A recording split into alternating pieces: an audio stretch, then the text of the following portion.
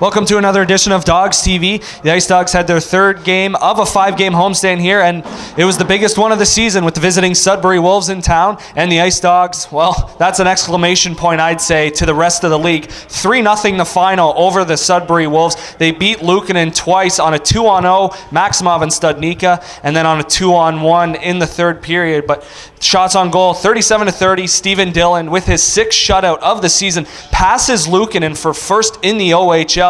The IceDogs also go to 87 points on the season, passing the Wolves again in another category. Now they are at the top of the Central Division alone.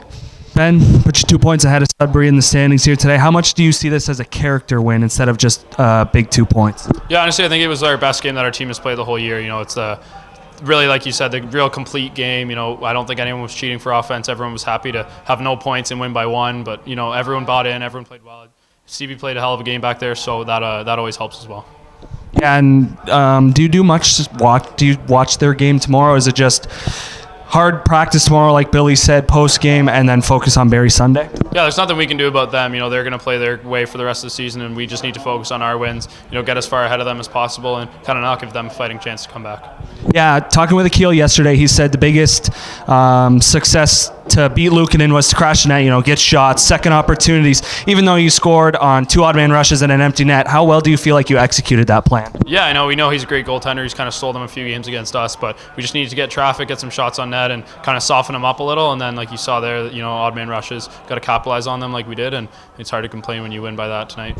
Yeah, it's a little bit tough for you guys to maybe not, I don't want to say stoop to their level, but like the Pelons, they're tough to play against. How tough is it for you guys to keep your composure, stay out of the box? Because the power play, we know what the power play is like, and they scored 2 shorthanded goals on you guys last time. Yeah, I mean, they're going to, like I said, they're going to play their way, and we need to just focus on ours. You know, we can't get caught up in all their stuff after the whistle and whatnot, but we have some guys that can scrap. As you saw Sopa step up tonight, you know, that was huge for us. Big momentum, kind of surprising almost that he stood up, but, you know, huge kudos to him. That's not an easy thing to do, but we have guys that can fight with it and kind of battle as well, so, you know, we can't really focus on their game. We just got to focus on keeping our composure and doing our thing.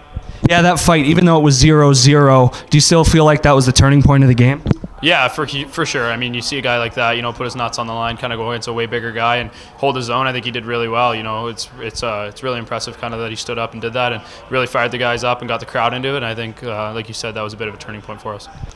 It's a day off tomorrow for the IceDogs, and then a date with the Barrie Colts Sunday afternoon. It's the same situation as when they faced them in Barrie. They're a desperate hockey club. They're fighting for their playoff lives. They're a couple points out behind North Bay in the Eastern Conference standings. So you know what? They're going to want to come in, play hard on the road. The IceDogs are going to have to play the same way they did here against the Sudbury Wolves because Barrie, desperate team. And then it's going to be Mississauga on Thursday. That's fan appreciation night as well as OA appreciation night. So Stephen Dillon, Johnny Schaefer, as well as Matt Broussard, are going to be honored before the game for their time in the OHL.